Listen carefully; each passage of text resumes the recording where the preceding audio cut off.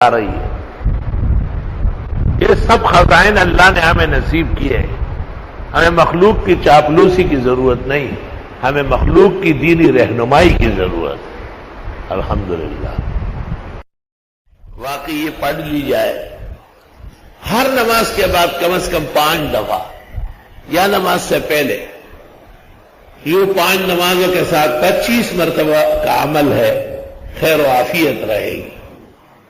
کسی بھی مشکل پریشانی، بہت ناگہانی زحمت گرانی کو دور کرنے کے لیے 50 دفعہ پڑھ لیا جائے، نہ 51 اور نہ 49، 50 دفعہ.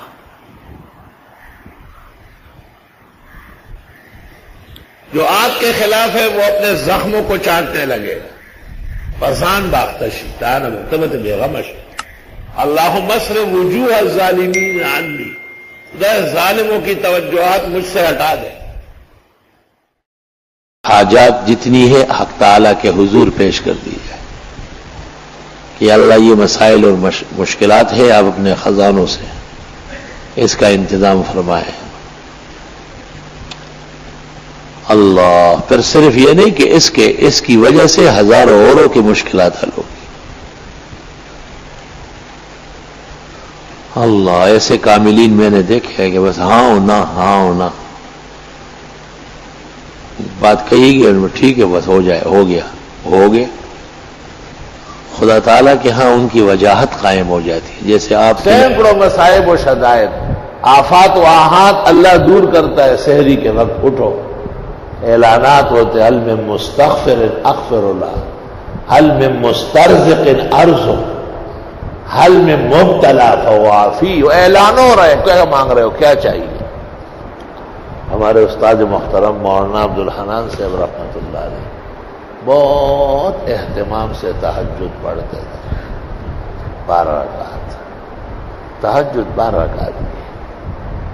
فصلى ركعتين ثم ركعتين ثم ركعتين ثم ركعتين ثم ركعتين ثم ركعتين ثم اوتر. بخاری مسلم بھرے پڑے، بار بار آ رہا. 6 دفعہ ہم نے دو اس کے بعد وتر پڑے. وقت تنگ ہے تو کم بھی پڑھ سکتے ہیں، لیکن شرح شفا میں امام اعظم سے منقول ہے کہ تہجد کی رکعات 12، اور وہ جو 8 رکعت ہے وہ قیام اللیل ہے. وہ نیند سے پہلے ہے، اور آرام کے بعد صبح اٹھو، اذان سے 1 گھنٹہ پہلے وضو کر لو اور بہترین دلجمی کے ساتھ تہجد پڑھو. سبحان اللہ. کثرت الدعوات تریاق مجرب فی الامور. زیادہ زیادہ دعائیں کرنا بہترین کردار ہے، تریاق ہے. اور محدثین کے ہاں دعائیں زیادہ کرنے والا مستجاب الدعوات ہے. اسی کو مستجاب الدعوات کہتے ہیں. اور دعاؤں کی طرف توجہ نہ کرنے والا صبح سے شام تک دوڑ رہا ہے، پیٹ پٹا رہا ہے، ذلتیں اٹھا رہا ہے، زبان پر نہیں آ رہا ہے کہ رب اغفر لی وارحمنی وتب علی، خدایا معاف فرما، رحمت فرما، خدایا مجھ پر رحمتوں سے رجوع فرما، توبے کی توفیق عطا فرما. کتنی زیادتی ہے. اور امت کے اکابر فقہاء و محدثین نے کہا کہ اخفاءً ہونا چاہیے.